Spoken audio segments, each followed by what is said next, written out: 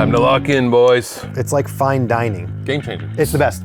This thing sounds crazy good. This is one of the coolest features out of any modeler. This feels 10 out of 10. Get ready to type something. Hello everyone, my name is Ryan Bruce. My friends call me Fluff. And my name is Steve Sterlacci. And we're here at Sweetwater headquarters shooting out all of the flagship modelers offered at Sweetwater. There's a lot to consider when you're trying to choose your flagship floorboard, whether it's going to be your all-in-one gig solution or a supplement to your rig. And all of them are capable of professional results. They can all sound as good or as bad as you can make them sound. That's right. And the fine differences come from really what we're going to be talking about today. It's going to be a lot of user preference, and hopefully by the end of this video, we're going to give you enough to help you make your decision on what's going to work best for you. Here are the criteria that we will be measuring all of the modelers against. First one's going to be visual appeal. Next, size and travel readiness. Gig experience. The individual modelers modeling tech as applicable to each unit. Of course, we're going to touch on the tone and the feel. That's going to be more of an opinionated thing, a personal touch. We're obviously totally different players if you haven't seen either of our videos before. Yes. So we have a cool contrast of different styles that we're going to be messing around with and getting you guys hopefully the best perspective of how these sound and feel under the fingers. Steve, are you ready? I'm ready, let's do it. Let's dive in. So talking about the visual appeal of your floorboard. Is it cool looking? Is it sharp on stage? Is it professional looking? Fluff, what do you look for when it comes to visual appeal of some of these fine pieces? I like sharp lines. I like simplicity. I like anything that's going to be compact and not look like it's from a 1980s sci-fi movie. Nothing looks out of place, nothing looks dated, I would say. We're looking like we're in the future. Yeah, we're in good shape. Yeah, so let's zoom in and take a closer look at these. All right, Steve, Headrush, Prime, visual appeal, what do we think? Beautiful box. I really like the matte on this, and it's the only one that has like a nice noticeable pattern across the center. The black and gold knobs, all nice stuff. We're going to talk about what all of this stuff does later. Right now we're focusing strictly visual. We've got the nice touchscreen. They have skeuomorphics, which means that you actually have a visual representation of the pedals and the amps. Visually for me, this is very appealing. Black and gold is a classic colorway, right? You know, Marshall, for example. But this is just easy to look at, and I can tell where the things are at a quick glance. Now we come to the Neuro DSP Quad Cortex. Now, the visual appeal of this, I think has really set the standard for all other modelers to come after it, in my opinion. What do you think? So it's sleek, it's futuristic looking. I like the way even the vents look on the side. I agree. Like, it's just cool looking. It's got nice, shiny, beveled edge.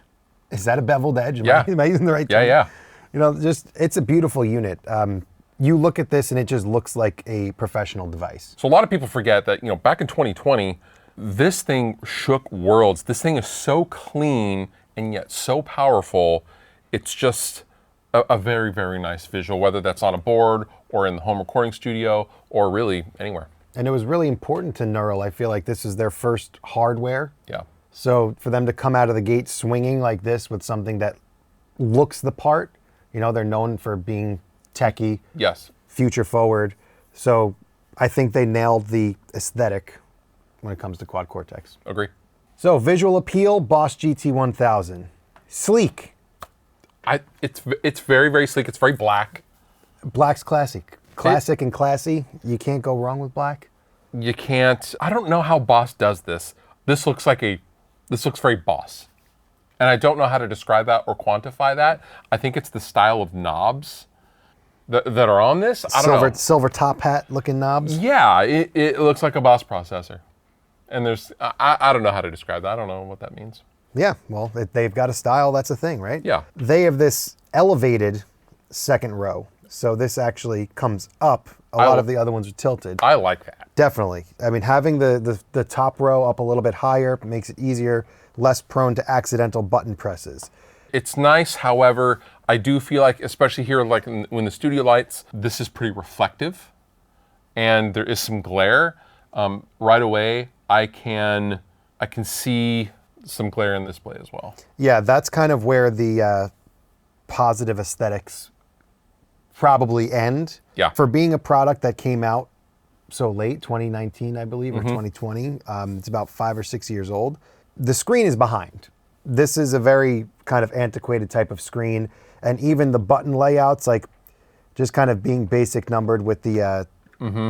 No scribble strips. No scribble strips. There is a gig view. You can get to a gig view when you page over. So you do have a way for you to see it, but when you're looking at that screen, it feels old. It does. It does. But we're not done yet. Oh yeah, there's definitely functions that are going to be good when it comes to that. But as far as looks, I'd say A+ on the chassis. It's a beautiful, Agreed. beautiful piece, but the screen I think is a D. D. Yeah. So the visual on the Fender Tonemaster Pro. Hot take. This is my own personal opinion. Get ready to type something. It's kind of goofy looking in that it has a bubbly kind of aesthetic to it. The curved edges. This is definitely not as decidedly modern. I do like that they have the jewel light from Fender amps. I do too. So the red jewel light is a nice touch. It is a pretty clean layout, meaning that there's no extra anything. So you have just your two big knobs up here, and then these are also rotary encoders so that you can change parameters with these. I like that they're underlit. The foot switches are backlit so that you have a nice ring instead of just like a line across or a I small like that dot. too. Now let's talk about the visual appeal of what we can now call the OG Helix floorboard model. I always thought this thing looked cool. It just looks so cool. I refer to this as old grandpa Helix.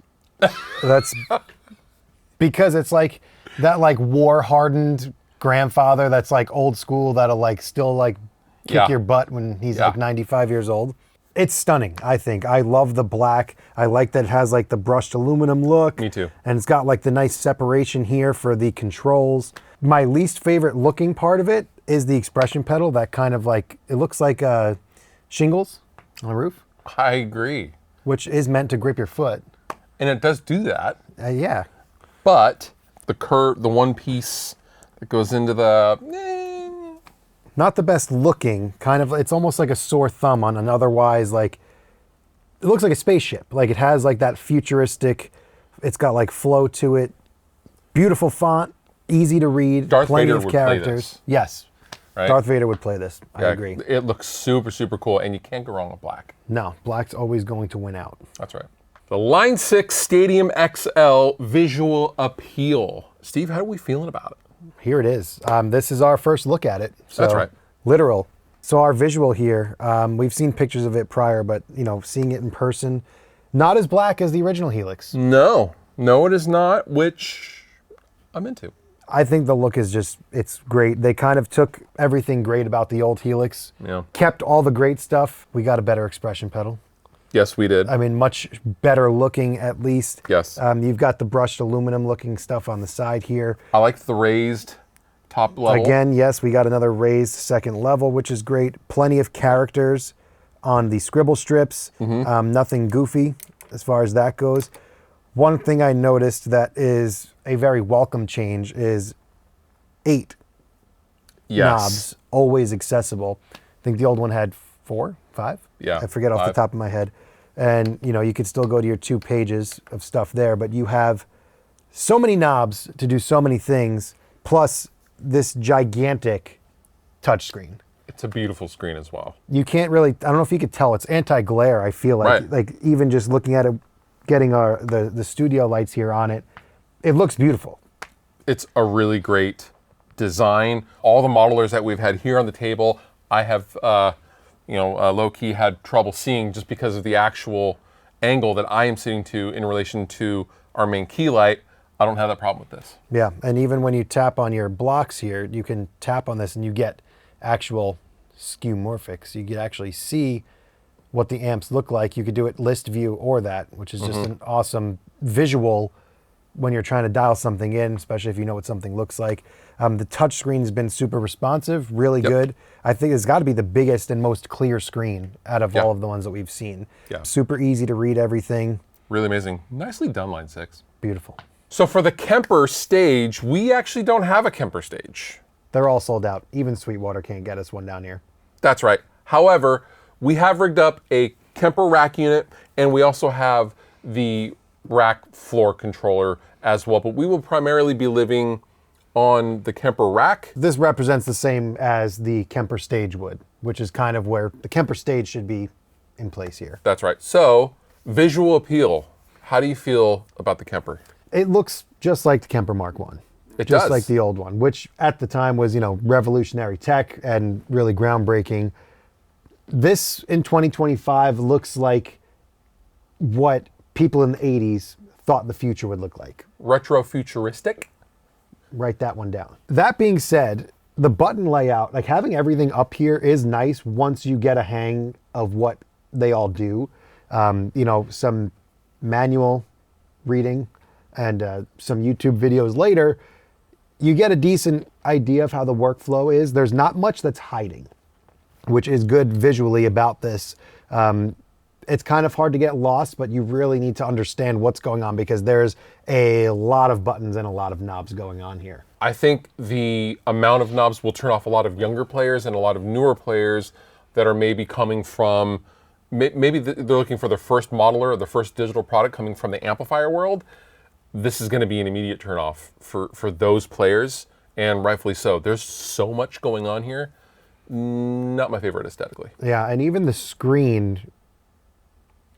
The screen is from the 80s. Yeah, it's like old. It's like a Game Boy screen. We have other units here that are full-blown graphic, beautiful, colored touchscreens. That are basically iPads. Essentially an iPad. Yeah, like real nice technology on the floor with the touchscreen stuff. And then for this to be like a very basic digital screen is...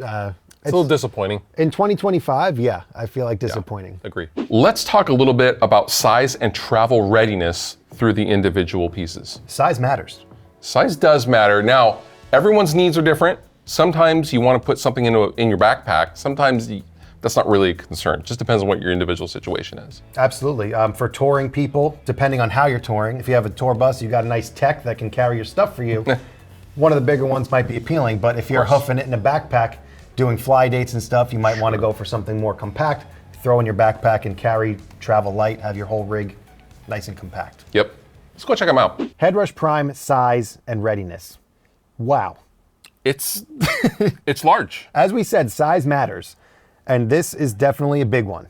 But I think this is the kind of board that is really a do-it-all. So you wouldn't have this on another board and you wouldn't have this like with more stuff on it. You would take this, and I really think the essence of the Headrush Prime is to just be a standalone unit. No, absolutely. And this actually has, I think, the widest spacing. I haven't actually measured, so don't quote me on that one, but the biggest space. A lot of people have big feet out there, and a lot of people are concerned about some of the other units, how close the foot switches are.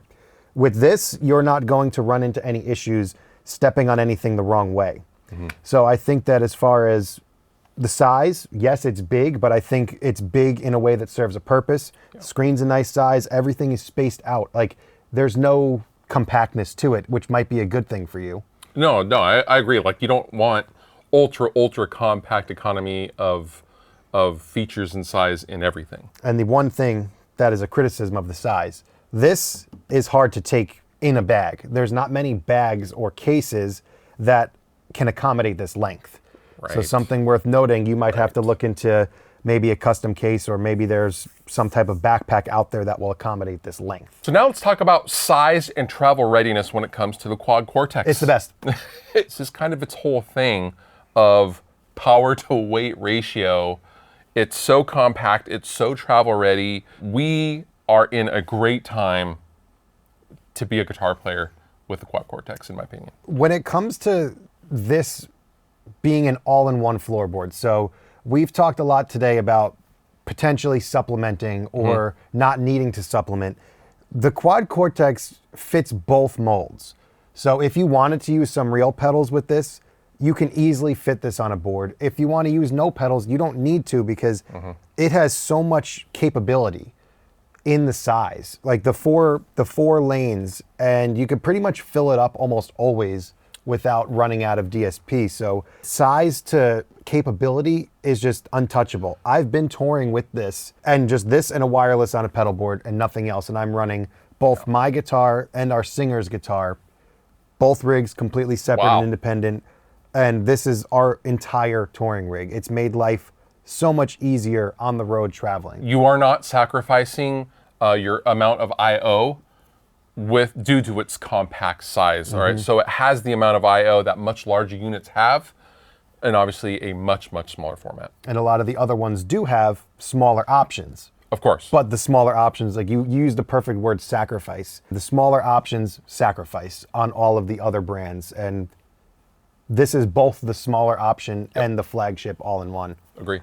Now for the GT-1000 from Boss, let's talk about size and travel readiness. I feel like this is fairly travel ready, and you can put this in a backpack. Yeah, this definitely fits the mold of being travel friendly. It's not very tall depth-wise here. Definitely backpack length. Plenty of things will fit this. You're not going to have a hard time taking this anywhere. No, not at all. And I feel like this is a really good in-between size. So if you want to put this on a board and have some other auxiliary, external pedals or anything like that with it, you can. However, if you do decide you don't want anything with it and you just want to travel with it as is, you can also do that and be totally fine. Yeah, and there's good spacing between the foot switches. The expression pedal's not intrusive at all, and you have a good spacing here. So yeah, size overall I think is pretty good here. It's a nice medium size. Yeah, I agree. Now let's talk about size and travel readiness for the Fender ToneMaster Pro. I feel like it's an okay size. It's almost Goldilocks-like. Yes. But it's thick with two C's. It's girthy. Yeah, it's girthy. It's got heft top to bottom, but it does have a lot of power. But does it need to be this thick or tall, whichever dimension you want to think about it from this perspective? It's quite thick. And that also adds weight. It's a metal chassis, so it is pretty heavy for being... It is. Considered compact? It's too small to be considered a larger format, but it's also too large to be considered a smaller format. And it's just like right in this kind of middle ground of it might fit, like it clearly fit in a suitcase. But like, oh yeah. Will it fit in a backpack? It won't fit in my backpack. And is this something that you would go modular with, where you could add effects to, especially being the height? If you put pedals next to this, you're going to miss a lot height-wise. Also, if you're fastening this to a board with something like dual lock, which is very, very strong, are you going to have to worry about this coming off and pulling off when in transit, right? Because of the weight, if it gets dropped, it's going to pull itself right off. And it does have the knurled knobs too, which are cool, which also do feel great. But we'll get into that in a little bit. So size and travel, as it pertains to the Line 6 Helix, I actually stopped touring my Helix because I thought it was too big. So, interesting. Yeah, I was a big Helix guy. I had this on tour with me for years, and I'm running dual guitar rigs through it. But having this in a Helix backpack, plus having to bring two wireless units, I couldn't fit it all on one board. No, Sennheiser. That was a bad joke. So having to carry all of that with the extra cabling and all of that got to be too cumbersome, too many extra pockets, too many extra cables, too many fail points.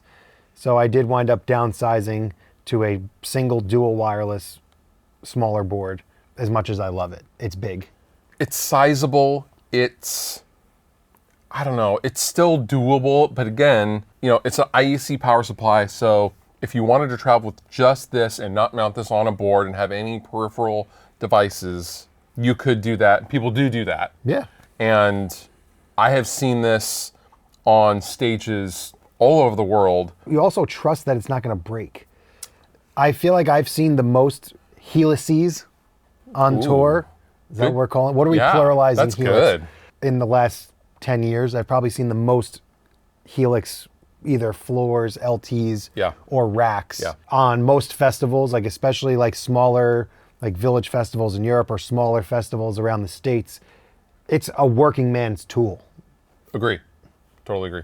Next, let's talk about size and travel readiness for the Helix Stadium XL from Line 6. I think it's a step up from the old one, definitely. It's better. Definitely smaller. I would say it's still bigger, but it is meant to be an all-in-one. Hence XL. hence XL. It's not quite as thick. Nope. So this is something that you can supplement with pedals if you needed to on a bigger board. The screen is just so big. You know, It's a big screen. if I had to make a choice between physical size or larger screen, I would take the larger screen all day. And I feel like this is as big for me personally as I would go on a floor unit. And I think this is just fine. Yeah, agreed. Any bigger, and it would probably be too big. Yeah. And any smaller, you'd either be sacrificing a foot switch or the expression pedal. So even that they have this angled here, really helps that they made everything kind of ergonomic and really good, saving space, and these aren't too close together. No, I really appreciate the spacing of everything. Everything clearly had a lot of thought go into it. Yeah. And it's nicely done. It's a beautiful size. So for the Kemper, let's talk about size and ability to travel. Now this comes in the different packages, like we mentioned in the visual section, where you could go rack and floor controller or the full stage unit. So the stage unit is a little bit bigger than the floor controller. So yeah. That travels decent backpack size. Again, not too big, not too small, but you can't supplement really with the rack. Like if you were to be thinking about putting a real pedal board alongside your Kemper, you'd have to go real pedal board into Kemper as opposed to implementing on one board. Right. So you would need pedals, the floor controller, and the pedals would have to go to here. And then the cable would have to run to the floor controller as well. Right. So if you are going to go Kemper Stage, be prepared to just have that be your all-in-one solution and leave it at that. And then obviously rack has its benefits for being a rack. Of course, right? So that can live off stage. You have the paddles pointing at you for the wireless units. Yeah. And you see that a lot in the touring world. Off stage, racked units. Yeah. So this in like a fridge, a rolling fridge would be perfect. Power conditioner, wirelesses, and everything is just in one tidy package. Yes. And then you throw the remote on the front of the stage. That's another great option. Absolutely. Kemper is the only one with modular options in their flagship, where you get the same performance out of two different packages. You're right. Okay. We want to talk about the gigging experience. So your POV, your point of view as a player, what is it like when you're looking down at this thing? Is it something that you can tweak easily? Can you make fast adjustments? And basically anything that you need to do on a gig, which if you've gigged enough, you know that your presets are never done. You're always going to be having to tweak something and find a way to get it done. So what do you look for in a gigging experience when it comes to using these? My metric is speed. How fast can I change something that is being asked of me? Because I've been in many a situation where, I am asked by the front of house, hey, can you quickly tweak this? And the entire band is looking at me, crew's looking at you, hurry up. I think that is literally the most important thing as far as gig experience goes, because like you said, there's nothing worse than having people wait for you, especially sometimes you're one-on-one with a recording engineer. When you're sitting there and they're like, oh yeah, I like the sound, but it needs a little bit of this, and you kind of look down and you're like, what do I do? A lot of times you're not always hooked up to your computer. That's right. A lot of these have, I think all of them have, computer desktop editors where you can do all of your fine tuning, but that only takes you so far. So this gig experience that I'm talking about here is how you get past those hurdles when the heat of battle, right? Heat of battle type of thing. Let's go check them out. Next, for the Headrush Prime, let's talk about gig experience and user experience in a gigging situation. There's a lot of goods and a lot of maybe could be betters. We mentioned before in the size comparison that the gig experience of having the space for your feet, but also you have scribble strips here. So you can actually see what you're stepping on, and you're actually getting the changes represented in the signal chain. So visually looking down, it's easy to see what's going on during a gig. You could change your rigs here, obviously. You've got your nice tuner out, like I just changed the rig there. And the other thing is the gig experience being the knob. So we talked about making adjustments on the fly. How easy is that to do, and what does that entail? We have 3 knobs over here. These are your parameter knobs, and you can actually swipe through and change the parameters. You can get to whatever you need to get to there. But I feel like this left side maybe is a little bit of a wasted space because you have 3 separate volume knobs. And I think in the digital world nowadays, it would be much easier to put that on the touch screen even, or if it was just one main volume knob, maybe you tap the volume knob. A multi-push. Yeah, something that's an encoder that you could push and it'll adjust and change whatever volume's adjusted.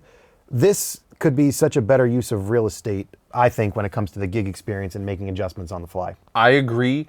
I also feel like the scribble strips themselves, like I'm specifically thinking like in an outdoor festival situation, I think the scribble strips are comparatively small to the other modelers that we will see in the shootout.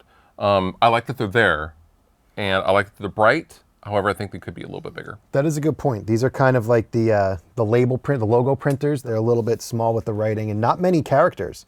So you see that this is actually cut up. This is side co, like an air delay. Like you kind of don't get the full name. I don't know how many characters or what the limit is on characters, but definitely there. And then making adjustments. So say you're at a gig or you're in a recording session and they say, hey, the amp sound needs to change. So you'd have to tap on your touch screen there, and you can scroll through and you can find your parameters and you can adjust them 3 at a time. So you do have to scroll. You have to kind of search and find which one you're going to be going with, and then you can adjust it from there. I think you can't drag them. Yeah, there's no dragging. You have to turn the knob. Or you can double tap it and it will pull up sliders. So you kind of have everything laid out in front of you, and here you can touch and drag and go to a second page or a third page if it's available. Also, one cool thing about this, I guess this could be part of the gigging experience too, is that it does have presets within your blocks. So if you do have a block... Oh, I like that. If you have a setting that you like, you can actually save a preset in the block. So anytime you call up the block, you can have Fluff's 68 plexi, for example. That's right. And lastly, let's talk about the expression pedal. Not all modelers are created equal. Not all of them have it. How do you feel about an expression pedal? Expression pedals are interesting because sometimes players have specific throws that they like. Like me, yeah. You're one of those guys. Yeah. So a con of this, obviously, again, now is bigger size, but you're subject to this throw and this angle. It might not be the most ideal for you, or you might not use wah a lot. So I don't use a ton of wah or volume pedal. So I prefer to not have an expression pedal on my modeler. I do too. And if I did need to have one, like, because it would be a very limited use case for me, then I don't mind it on the board. Because I use it so little, I don't want to have to bring it, always have a TRS cable, because you don't have extra TRS cables. Right. And you always wind up losing the cable or forgetting something. I'd rather not have to plug things in if I need it. That being said, I don't often need an expression pedal. Right. Same. So gig experience for the Quad Cortex. Fluff and I have both used this pretty extensively now on the road. As I mentioned, this is my touring choice right now, but I'm going to throw a but. For me, the size and the capabilities surpass the gig experience for me. I have a few thoughts here on gig experience. So Quad Cortex, you have what's called Gig View, which is this menu right here. Yes. So when I think gig experience, when we did the intro, we talked about, can I make fast adjustments here? Can I get immediately to things? And now you have the 3 different modes. You have stomp mode, scene mode, preset mode, for example. So if I've got to make an adjustment here, and I'm in scene mode here, right? These are scenes on this preset. I can't just get to any parameters here. So in order to make an adjustment here, I've got to check mark, find the block, tweak, tweak, tweak, check mark, swipe. I think that's a lot of steps. I agree. However, most of the other modelers that we will see in this shootout don't have anything like a gig view. Scribble strips, sometimes they have nothing. So I feel like the gig view is mainly used in a scenario where you're not going to necessarily be tweaking during a live show. I feel like this is specific to playing the actual gig, not sound check and not, in rehearsal before the gig. This is for during the gig. I've had several friends have pieces of tape on the Quad Cortex itself, writing their different presets. I'm like, just use gig view. It's fine. So I feel like it gets a little bit of a pass in this scenario. Obviously, the clean layout means there's no knobs. Right. But when you do get into a block's parameters, you do have access to these. And this is also something that's a little bit, dare I say, overrated. And keep in mind, I am touring with Quad Cortex. So I'm not by any means putting it down. But I feel that there could be a better way to get us maybe some quick access parameters, maybe something down here could add a nice And maybe you touch. choose your 3 favorite parameters that you want to adjust. And you have a quick, easy access there. Also, you were just in the bathroom at a club where there's pee on the floor, and then you step on this, and now you've got to go turn it. Right. You ever think of that? No, and I don't want to. Thank you very much. I mean, am I wrong? No. One of the main shortcomings, in my opinion, for the Quad Cortex would be the power supply. And the fact that it's not on an IEC world power like most of the other modelers that we will see in the shootout. Now, if you are mounting this to a pedal board, there's obviously the Chalks, the Walrus Audio, power solutions now, but at launch, you were stuck with this power supply, which, in my opinion, could be better. Yeah, it's basically a wall wart in a wall, and essentially, like, someone could just kick this out pretty easy. An IEC cable usually sticks in there pretty firm, Yeah. and potentially does have a locking mechanism. This scared me a lot at first. I had to really get over Yes. the fear of plugging this in, hoping that nobody kicks it out and it just yanks right out. But Yes. as you mentioned, power supplies now have many options, but you also then have to consider that when you're purchasing. Absolutely. So the gig experience on the Boss GT-1000. You have a couple of interesting options here. You have 3 different types of views, and you're kind of dependent on those views. So you have what's called control modes. You have memory, manual, and pedal board. Pedal board is the most appealing to me because I like to stick with traditional. And then when I exit out this menu, you have a full gig view here where you could see things being highlighted easily. You have your tuner up here, and you have 5 switches at the bottom, and you've got 4 on top, and you can, do your whole thing there. Or you can go to the other 2 in control mode, and you have manual and memory. So in memory, you have all your banks. So this is a bank of presets. So this is now 5 presets across with 3 foot switches or a tuner. 2 foot switches and a tuner in this one in particular. And then you can just change your preset. I feel like this is a waste, in my opinion. I would agree with you. You can have your presets. It does have seamless preset switching, but you can kind of hear it fade in and out. So if you do set it up to where you have presets only there, that's okay. And then you have the manual mode, which is kind of a hybrid where you can have all of your cool things happening. They have their own version of scenes, but to the gig reliability here, you're pretty heavily dependent on the desktop editor to make advanced changes like that to parameters or to set up your what we would call scenes or snapshots, is whatever their term is here for multiple assignments. You kind of have to dive in pretty deep to get there, and using knobs only is a little bit tough. So you're pretty dependent on the desktop editor. From my point of view right now, just filming this, I can't see anything you're doing because the glare is so heavy, and I'm struggling to even see anything. I can't help but think this would be a huge problem at a show with lights going, and if you want to adjust something, even if you're in sound check, not even if you're in an outside show environment, you would still struggle. And that's something to consider, definitely. And the glare for me is quite copious. Wow. Copious glare. It's copious glare. And as far as editing goes, so say you're on the gig and you need to edit one of these. You do have basic amp settings right here, but to actually get to your effects, you've got to go to Effect, and now you're presented with this screen, which again feels very old. With my own gig experience, this is automatically too small, for one. The layout's fine, but this reminds me of 2003 Pod as far as the layout and the display quality goes. Yeah, and then it has like this kind of Game Boy aspect to it where you actually have to turn the knob to get to the adjustments, to get to the effects. So if you need to get to your delay or something, you actually have to scroll all the way to it. There's no quick access to your effects. Okay. So the gig experience on the ToneMaster Pro, I think, shines pretty well, to be honest. You have something in the gig experience here that you don't have on most of the others, and that's kind of an open format as far as what you can put on your floorboard. So you have seamless preset switching on everything. So everything is really quick. You see how fast the presets change. There's no gap in audio either.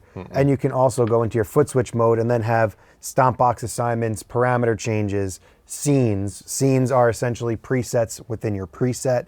So you have a lot of flexibility when it comes to gigging. And because they use the skeuomorphic designs, pulling up parameters to adjust is really easy.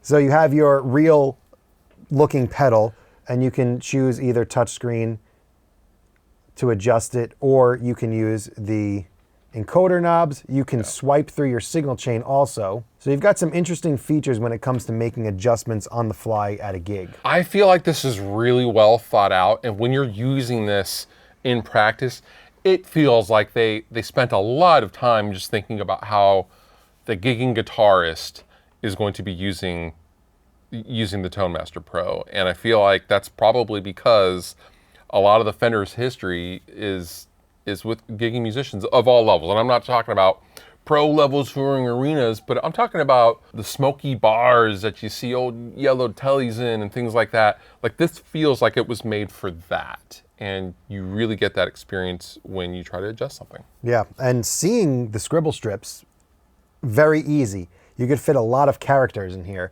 Yes. Despite the goofy frame. High contrast. High contrast, really legible writing. So even from far away, I mean, maybe because these are recessed a little, there's no glare. Like, I mean, we have lighting everywhere. And here. even with glare, like I'm doing it so I have directly our light up above on the scribble strip. Even in direct glare, I can still make out what that says. And same with the main display as well. Something that can't be said with the other modelers that we've had on here. So kudos to Fender for really kind of giving this a lot of thought. I'm going to give you a pro tip here. In your preset view here, you see how you have to scroll to get to other views? You can actually change that. And I always suggest that people change that. Yeah.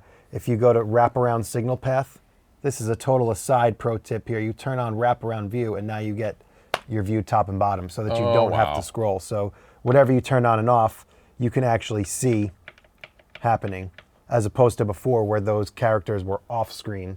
You couldn't see things being turned on. I like seeing the pedals activate and deactivate. That's where I feel like this type of screen versus a gig view, for example, actually being able to see stuff being turned on and off, I feel like is a really positive for gig view, because you're like, okay, I can see that my pedals are on. You know, sometimes maybe you're not in the most ideal hearing situation, but you can visually see, know where your pedals are, know what they look like, and know what's being turned on and off from your scenes. So now let's dive into the actual gigging experience of the Helix and how it pertains to while you're playing an actual gig and you're seeing it on the floor in front of you. What are your thoughts? Helix, for me, is by far the best gig experience. And this was kind of my main bullet point when I'm deciding between my modelers is, what is my gig experience? How am I experiencing this on the floor? And it's so cleanly laid out. It's so easy to do everything. You have the backlit knobs. Again, you also have so many great features. So you have always accessible knobs, always. You can page over if you have 2 pages of parameters. And these are just always available. And unlike others where you kind of have to find the icon, if I'm selecting my tremolo, I can tap this and it'll pull up my parameters. And that's true for any of your blocks. You have what's called touch capacitance foot switches, which I think is one of the greatest things out of all the modelers. If you want to switch them, you just hold down. There's so much good functionality like that where you could swap assignments. They introduced snapshots earlier on, which is just presets within your presets. So when I wanted to switch the order of something specific, whether that was our front of house was asking for something specific or a less washy delay, and I wanted the delay still, switching both these, switching the foot switches, for me, I used to do all the time. And I don't know if anyone actually uses that too often.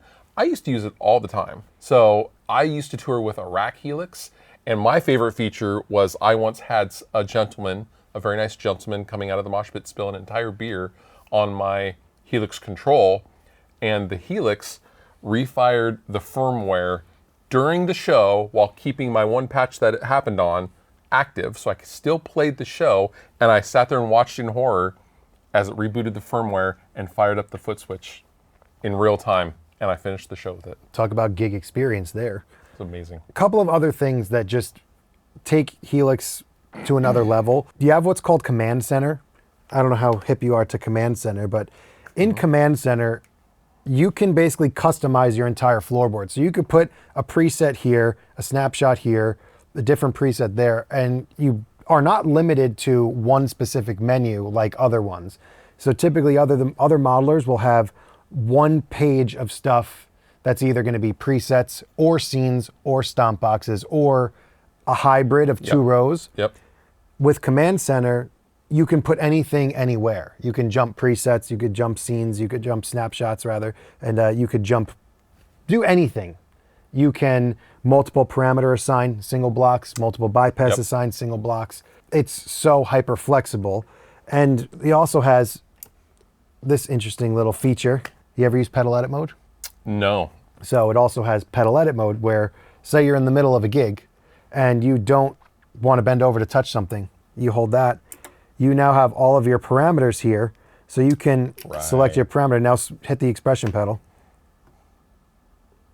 We're changing the value. And you're changing the value without touching anything. It's all hands free. So that's pedal edit mode. You can fine tune it with this value. You can see it going up in increments of tenths. It's just such a well thought out unit. That is my main takeaway whenever I think about anything Helix. But you also see, if you're in any of the communities online, you see the active relationship of feedback from the user base versus their implementation. And that is something, zooming out in the larger picture, that I think more companies need to follow. Yeah, they're the best. They're in the Facebook groups. You could talk to the guy who designed it. Yeah.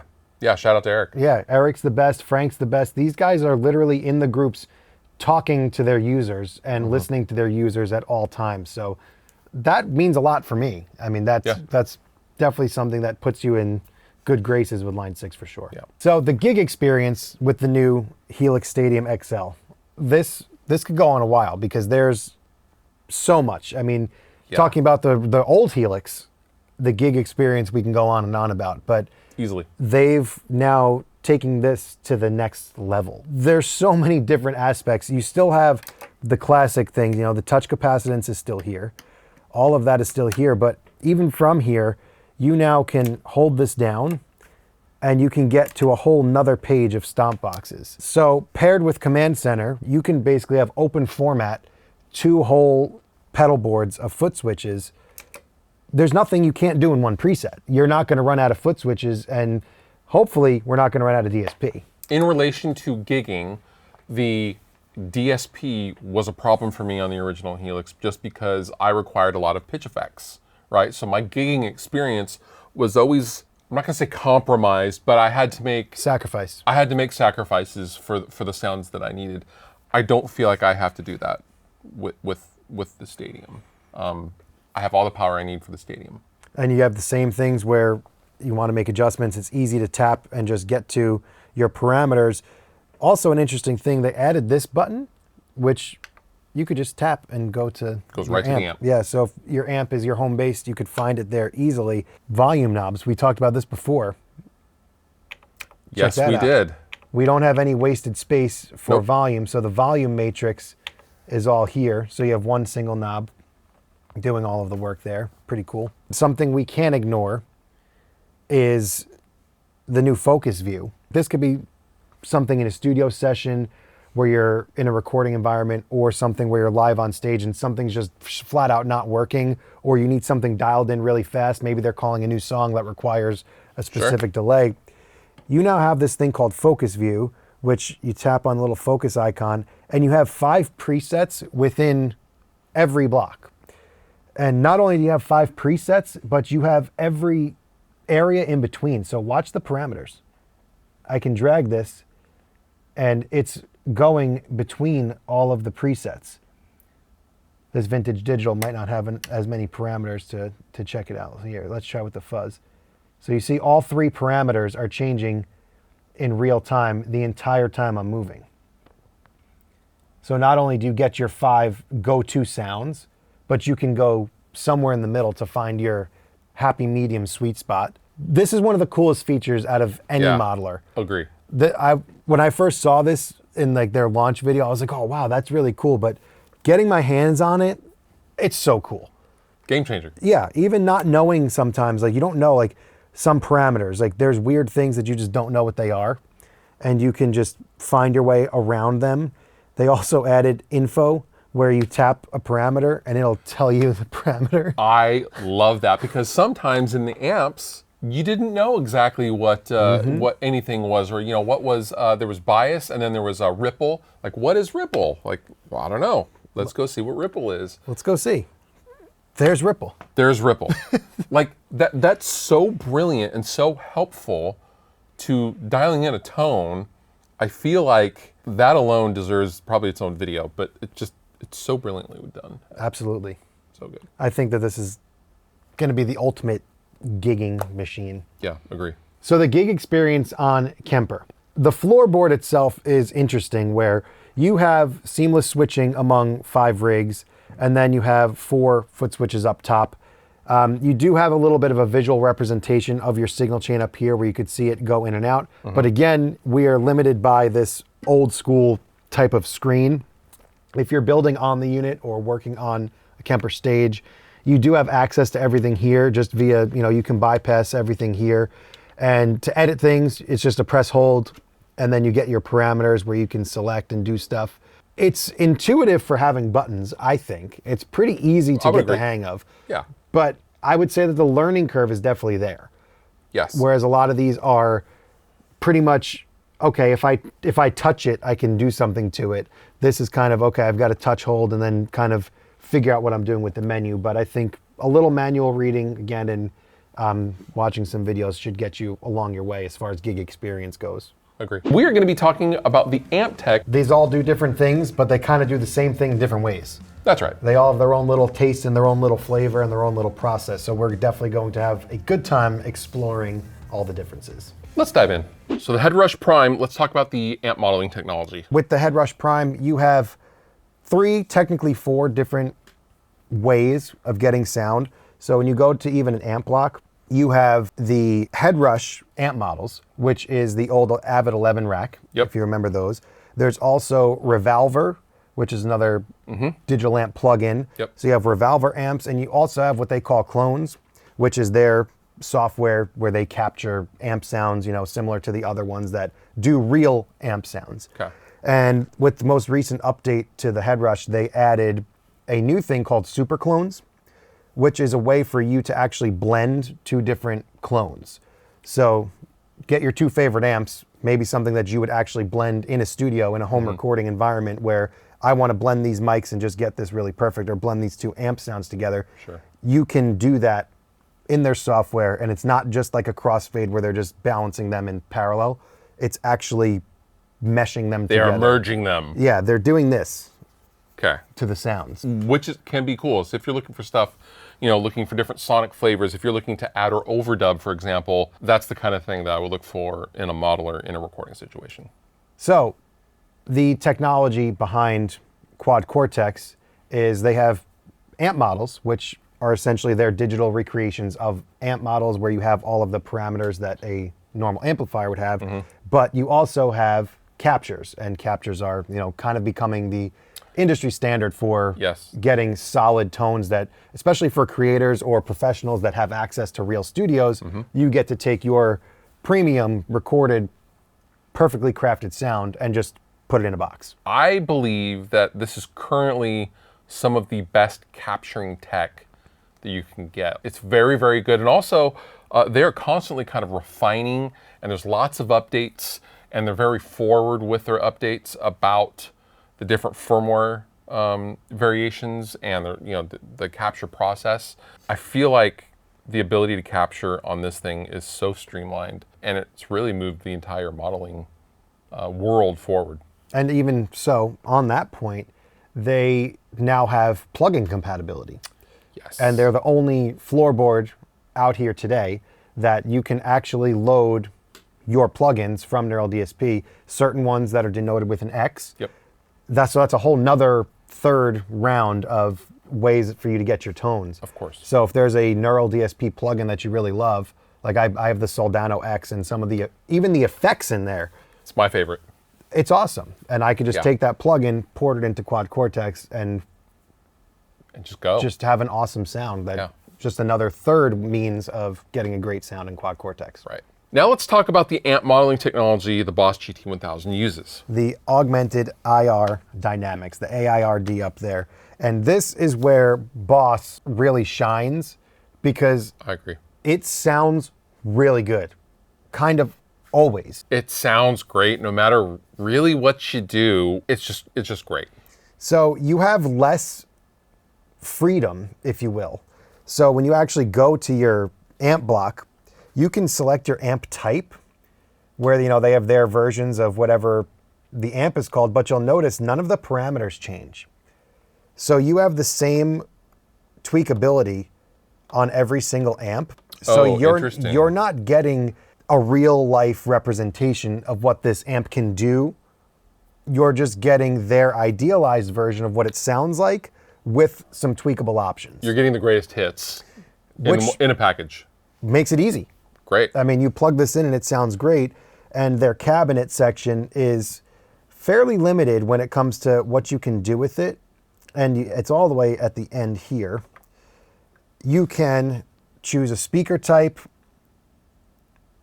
and you can select a microphone and just kind of short, medium, long as far as distance, a little bit of mic positioning, and then mic level. So you really don't have much in terms of choice when it comes to cabinets. You don't have a nice display where you're moving the mic around the speaker, but the options they give you are good. There's no fat, if you will. I think that's pretty indicative of most, if not all, of Boss products, right? There's nothing there that doesn't need to be there. And I feel like that's really typical of the GT-1000. It's like fine dining. Like they don't bring you a lot of food, but it's really good food. It's really good food. All right, so with the Tonemaster Pro, let's talk about the amp modeling itself. So just Fender's proprietary version of amp modeling. And that's pretty much all there is to it. They don't have any capture or profiling capabilities. They're just saying, here's our take on amps. Now, Fender has a pretty big advantage here. Yes, they do. Their name is Fender. That's right. And they own a couple of other companies. And they also own a couple of golden example amplifiers. So they have really good examples and IP where they can Sure. they can make these properly and really get in the weeds on the schematics and get them all right digitally. And it goes without saying, and it makes complete sense. You know, Fender owns EVH, and the Tonemaster Pro has some of the best EVH 5150 amp models of any modeler I have ever played. Take it to the bank. Yeah. So now let's talk about the type of modeling that the Helix uses. This is basically Line 6's own proprietary, I guess you can call them captures, but modeling for each component and each piece, whether it's an effect, cab, or amplifier. And at this point, just being realistic here, this is 10-year-old technology. Yes. So this is a 10-year-old product.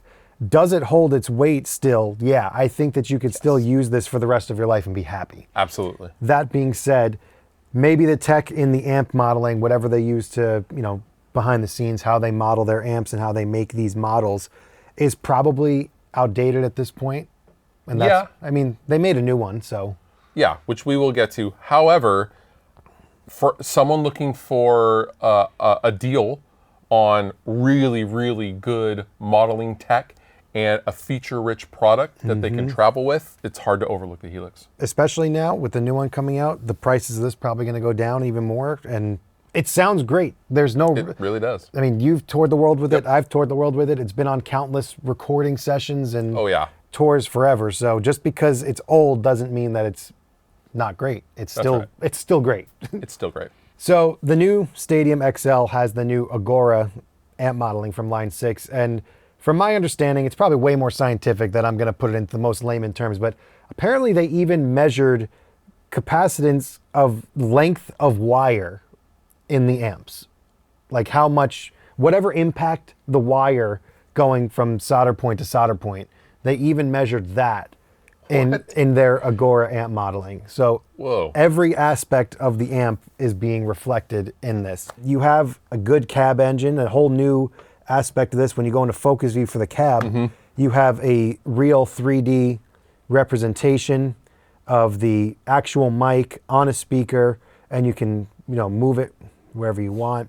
The amp and cab engine on here is really intuitive, super easy to use, and so far sounds really good. Another aspect, and this one I'm not sold on. This is like a criticism of mine where I'm like not totally sold. Hype knob. Yeah. It's like the better button, I guess. It's supposed to be like an idealized setting or sound of whatever you happen to, have on. Yeah. And I found myself usually having that off. Yeah. I feel like I didn't like whenever I turned it up, but it's supposed to be a different group of settings for every amplifier too. So right. They have, I guess their regular stock settings, and then they have a hyped up version of that where, who knows, maybe they put it through something in a studio, maybe like a high-end compressor, EQ, sure. or saturation. preamp. Yeah. So they add, it's like a special sauce knob that, depending on the amp, will do different things. You might love it, you might hate it. It's definitely something that could go either way. Sure. So the Agora amp models, we don't have all of them just yet also. So when you go to the guitar amp section, there is a distinct line where you only have these 16 Agora models, and then through updates, you're going to get all of these turned into Agoras. Okay. These right now are the same HX ones from the old Helix. Okay. In the new hardware, which supposedly the new hardware does sound better than the old one as well. I believe it. No reason not to, right? So in the future, you'll get all of these turned into Agora models as they make them. I can't imagine it's an easy process to do, and there's quite a lot of amplifiers in there. So many amps. Let's talk about amp modeling as it pertains to the Kemper. And the Kemper is notable because it really created the idea of capturing a sound that you have on your own equipment and being able to take it with you.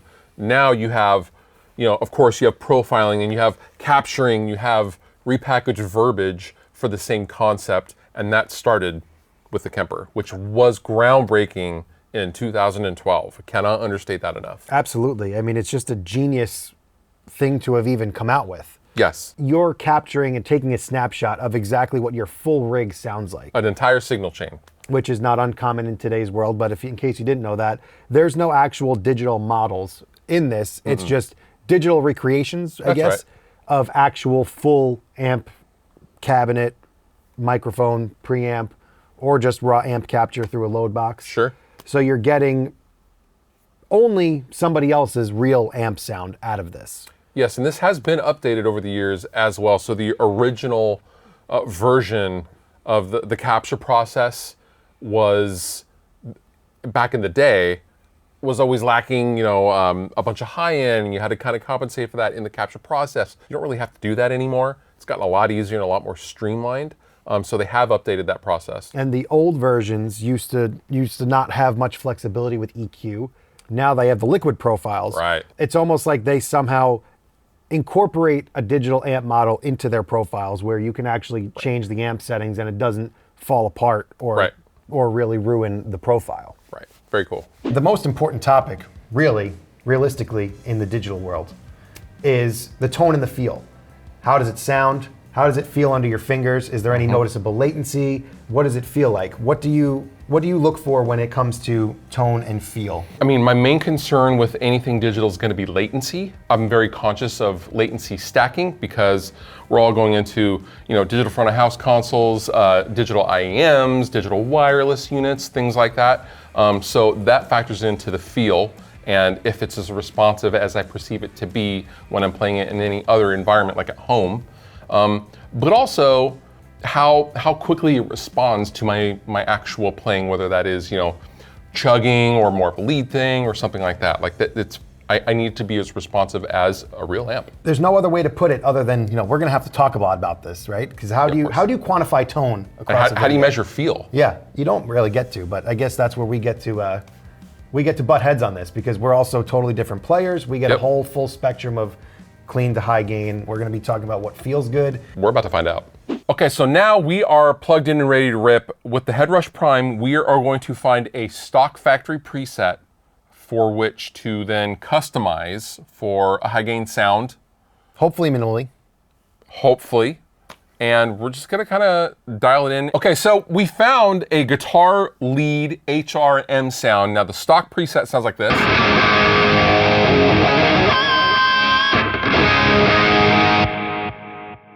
There's clearly a lot going on with the effects. You even have some scenes set up. So for those that don't know what scenes are multiple bypass assignments, parameter controls. They can all do this type of thing. Yep.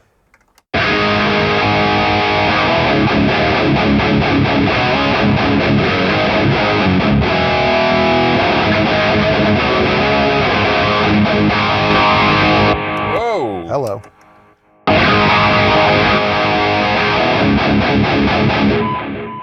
Let's turn all the effects off. Yeah, let's. This core tone, I feel like, is a really good one. It looks to visually be based on the Soldano SLO 100.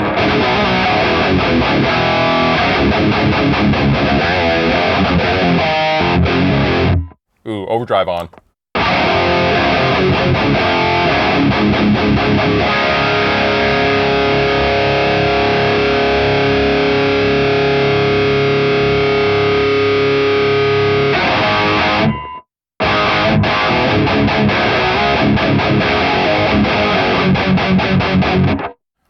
Honestly, it's pretty good. Yeah. It's pretty good. What cabinet is this? Okay, this would be a Bogner. And they are IR based. They are IR based. There's no cabinet software. I own an actual SLO 100 at home. This feels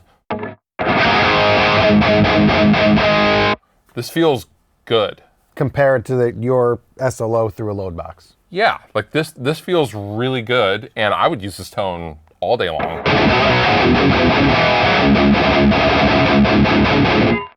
Sounds great. I like it. So now let's go ahead and talk about the tone and feel of the Neural DSP Quad Cortex. We're going to find the stock preset that we want to tweak and customize to the sound that you want. This is the Brit 2203. This is just a Marshall 2203. This is the very first preset on the Quad Cortex. 1A. 1A. How does it sound?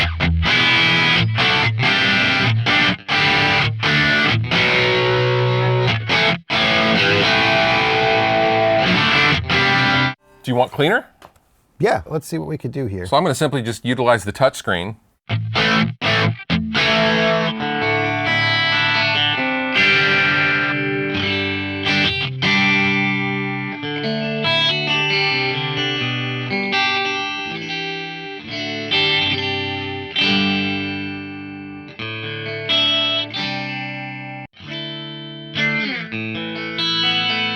Now, what kind of sound do you normally like? Do you like this amount of sparkle? Do you want a little bit more body? Do you want less body? So typically, I mean, honestly, the 2203 wouldn't have even been a choice of mine. Because typically I'm in the edge of breakup, kind of matchless, deluxe. Oh, okay. In that vein, but even just, this took you what, 2 seconds? Right. And we got a pretty convincing. Scroll some other presets, let's see what we got. Just banking through.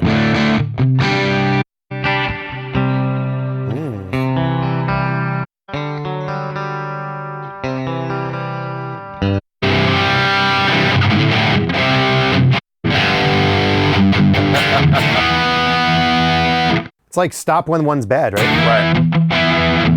That's nice.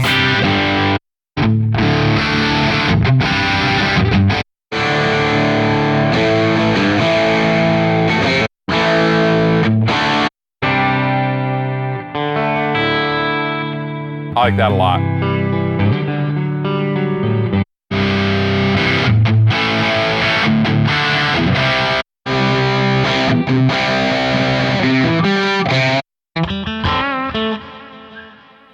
We got some delay. Yeah.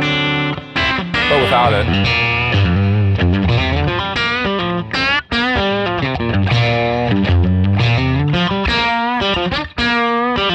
That's nice. I like that a feels lot. great.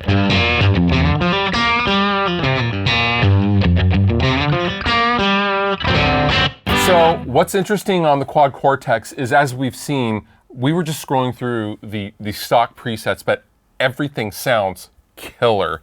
And I think this has to do with, A, the quality of their amp models, but more importantly, the quality of their cabinets.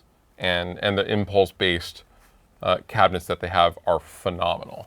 Definitely worth mentioning and even showing here. When you open this, you get a real representation of what a microphone on a speaker looks and sounds like, Right. which is huge. I mean,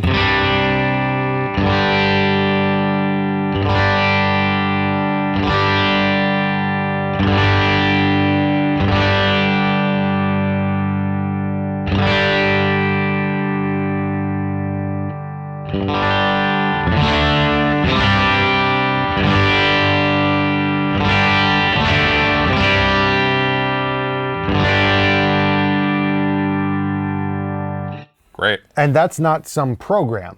Those are all impulse responses that are put in. They took that many impulse responses. That's right. And put them in there, and they allowed you to blend them in phase always. Yes. So you could really just make any cabinet sound that you want with a bunch of different mic choices. Because of the touchscreen, you can basically have what is essentially a desktop app on the unit itself, as we just saw. So you can just move things around as you want with your fingers and then be done. Mm-hmm. You can also do it on the desktop editor, but also this isn't cumbersome to do both ways.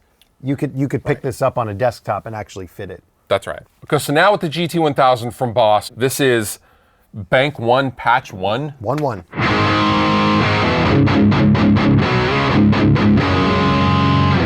It's fine dining. That's fine.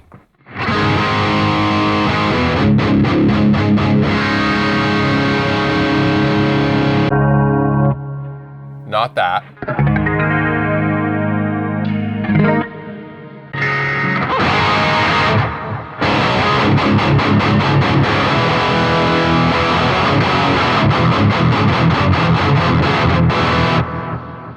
Let's go with this one. Let's go ahead and take off that reverb.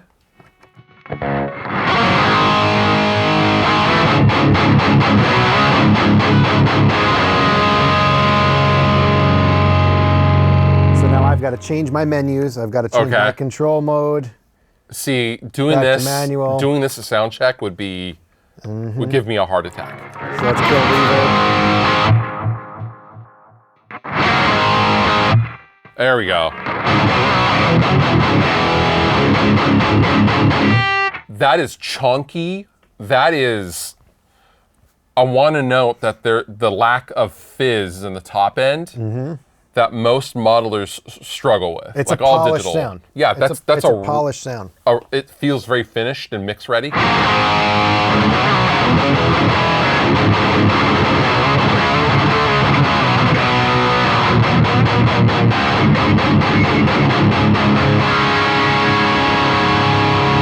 Yeah. So you have a sag. I was just about to ask, does it have a sag control?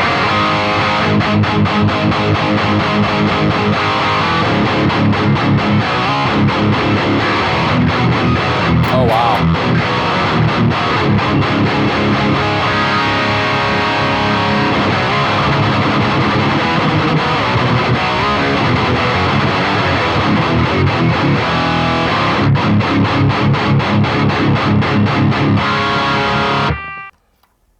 This feels really, really great. And that's something cool here with the sag and probably the resonance too, is that sag really, I feel like, is where you dial in your feel. Yeah. Having that parameter always accessible is a really important aspect of modelers, where maybe having the direct representation of the amp isn't the ideal, but you can dial in how it feels. And I think that they're also known for their lack of latency. I think they have some of the best in class when it comes to latency. Yeah, this feels 10 out of 10 to me, doing this. Just absolutely great. Now with the ToneMaster Pro, we are going to go through some of the stock presets and find a high gain preset, preferably an EVH of some sort. We're just gonna start with the very, very first one on the ToneMaster Pro, which, not surprisingly, is the 65 Deluxe Reverb, which is not high gain. But still sounds great. Yeah. Yeah, it's nice.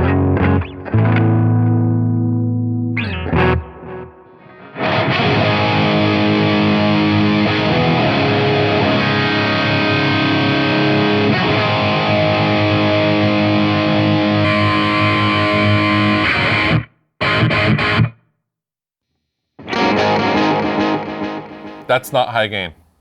I love how you did the obligatory deluxe reverb. You're like, all right, let's do this because this is something that happens when you play guitar all the time. But it sounds great with the Music Man signature. Yeah, it really does. Available now at sweetwater.com. That's right. I like this patch as a starting point. If we could, yeah.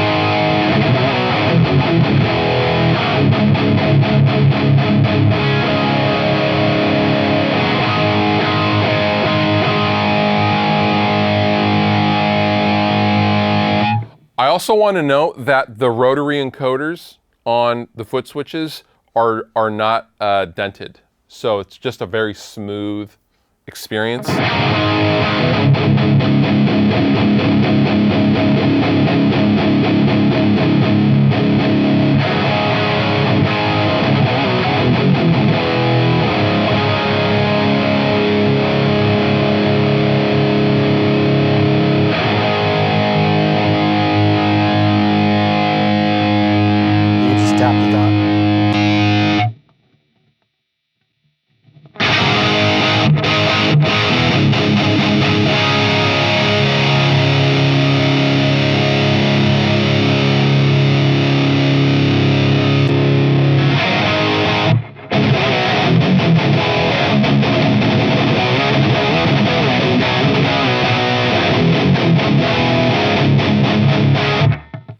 So the EVH does have a characteristic kind of top-endy, I'm not going to say fizziness because that's kind of a negative connotation, but there is a crunchiness that the EVHs all have. This captures that perfectly. While you're on the cab page, you like to blend two mics? Usually I do, yeah. So this is a new feature that they added in a recent update. You can hit add mic. Oh. And now you can have a second mic on the cab. That's wonderful. Yeah, that's a new one that they just added in a recent update. Oh, let's add a 414 then. So now mic 2 is the pink one, and you can move that wherever you want. That's so cool. You can blend, you can pan.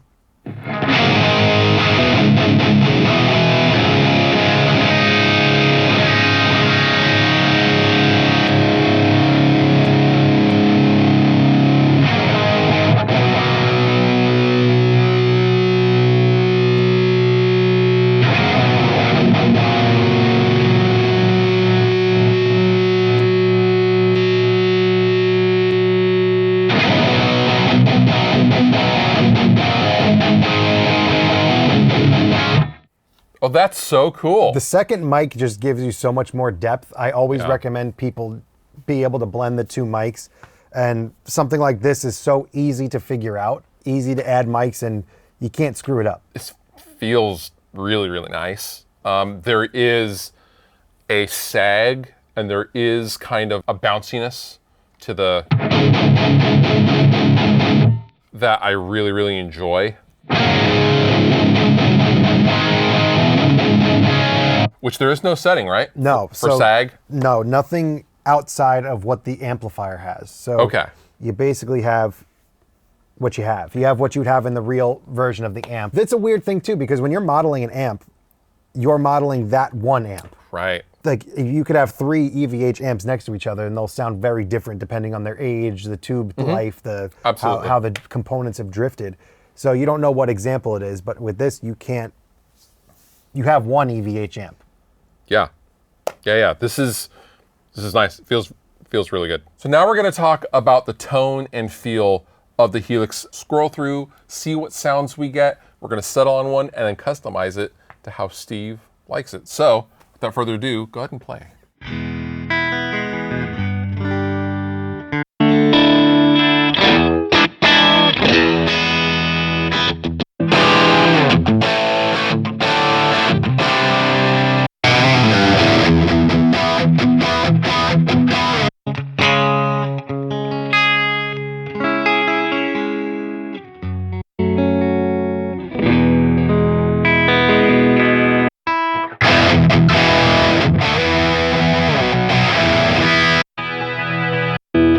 You know, I read on the internet that the stock presets aren't good in this. I mean, you can't believe everything you see on the internet. I feel like those are pretty good, just pulling those up. Yeah, I really do. So this is what you kind of gravitated towards when you were tuning up. And this is just, again, hilariously, 1A. It sounds great. There's nothing wrong with it at all.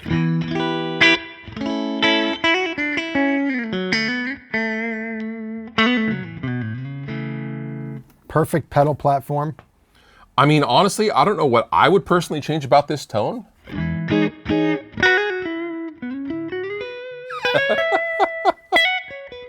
I guess maybe I would dip the mids a little bit.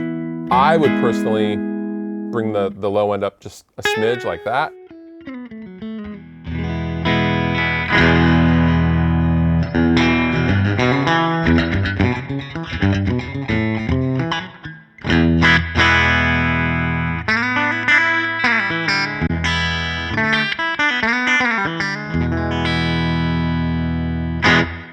It's that easy.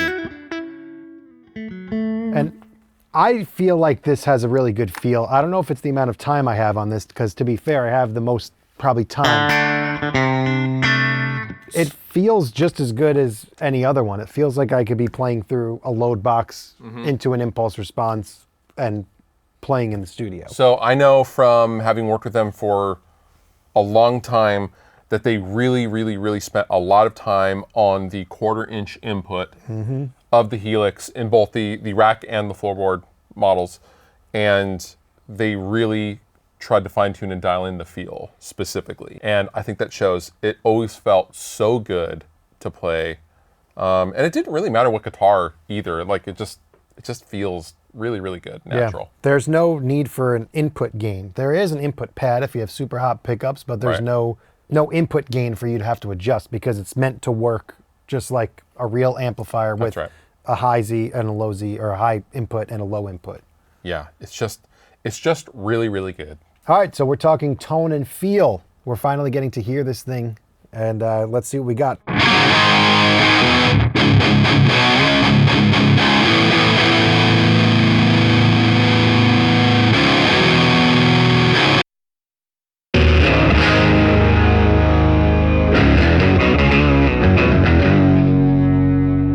Little action there. I don't hate that at all. That's cool. This is probably this might be a bass preset, but I love it. Actually, something worth noting here. Check this out. If you hit the I, it'll tell you what the preset's made for. Amazing. It's something we totally forgot about mentioning. Yeah, this will tell you experience in stereo, all that stuff.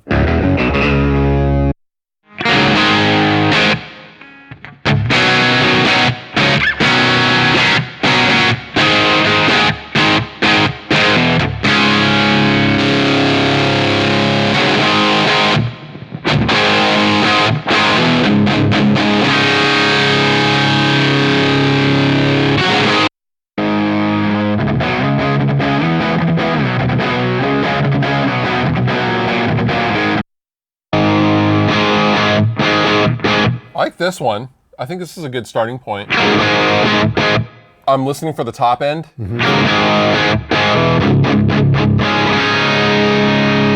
we have a boost in front of this already? What is this? A mega bass?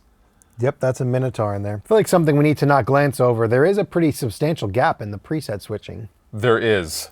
I'm curious if that's something. Keep in mind, we're still on a pre-release firmware here. Also true. Being that we filmed this prior, but I'm curious how that's going to turn out as time goes.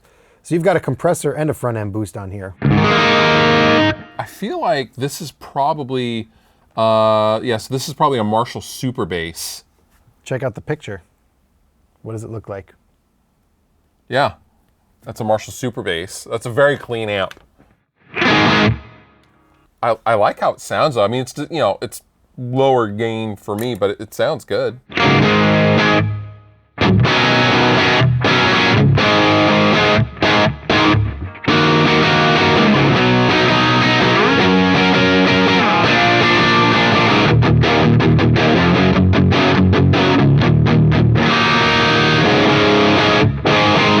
It's crunchy like a Marshall. It has some sag to it.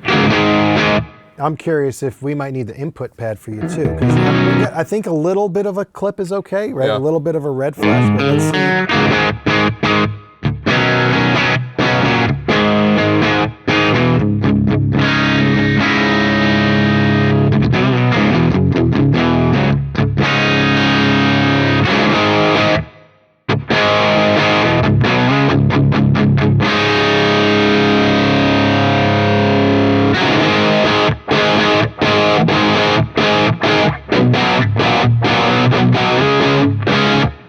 Now we're going to talk about tone and feel of the Kemper Profiling Amp Mark II. We're going to go through a bunch of different factory presets and see which one we like, and then fine-tune one that you gravitate towards. And now we can expect a little bit more polished results, I think, with the Kemper, because these are dialed in signal chains, as long as you can hopefully match up with what the original creator intended. That's right.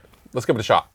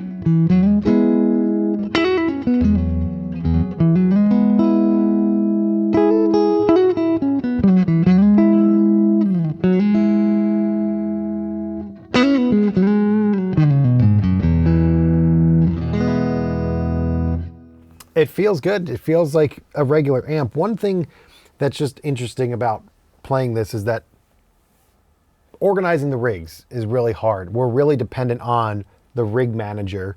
Sure. To sort, and you hear such a drastic difference just browsing here, where it's like not discouraging, but it's almost like you can't get in the ballpark just based on some of the names, and you don't really have many characteristics. Like, this is, somebody made this, obviously, but this is what's included with the factory.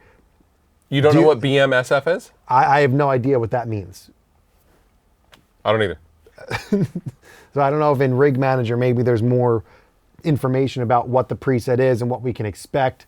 Maybe some information about what it is that we're doing. Obviously, as clean one, but it's a little bit hard to get that. But as far as feel goes, it feels great and it sounds great. The results are really polished and really easy. The problem, I think, is that you're almost inundated with options. Option paralysis. Yeah. Right. And it's not even like you can pick one and really dial it into where you like it, because you kind of have to play the preset as it's intended. Yeah, with Liquid, you can move things around a little bit, but you get a little inundated with options. Right, I agree. All right, well, that was a massive undertaking. How you feeling? It was feeling pretty good. I'm actually impressed by how good all of them sound. It's a great time to be a guitar player. We are so spoiled, and like I said before, you can make these things sound as good or as bad as you, the player, can make them sound. Unfortunately, none of these will make you a better player. Are you sure? Maybe. I don't know. Probably not. I have a question for you, Mr. Fluff. If you could Frankenstein your ideal Fluff signature floorboard, oh man, what would you put on it? I would combine the size of the quad Cortex, foot switches of the Stadium XL. I would replace the encoders with more. These feel great. I really like the feel of these, especially when using them as a knob. I would honestly actually use the 5150 models out of the Tone Master Pro into that dream modeler. What about you? This is a tough one. I think quad Cortex size, just because we're both touring guitar players, is just like without question. Yep. The size quad Cortex. I would love this quad Cortex maybe be a little bit bigger with the Stadium screen. The rotary encoders at the bottom of this screen, I think, are super important. The touch capacitance of Helix XL. I might like the GT-1000 flat black. Like, I kind of like that all black clean look with no difference there. I agree with you there. The GT-1000 does look great. It does. And also maybe the ease of getting great tones out of the GT also. That would be it. Maybe a little bit bigger quad Cortex with the Helix screen, including the encoders, touch capacitance, foot switches. We don't know what the Line 6 captures are going to be like yet, but. That's true. So one of the capture techs, whichever capture tech is best, put that in mind. So that's Steve's ideal modeler.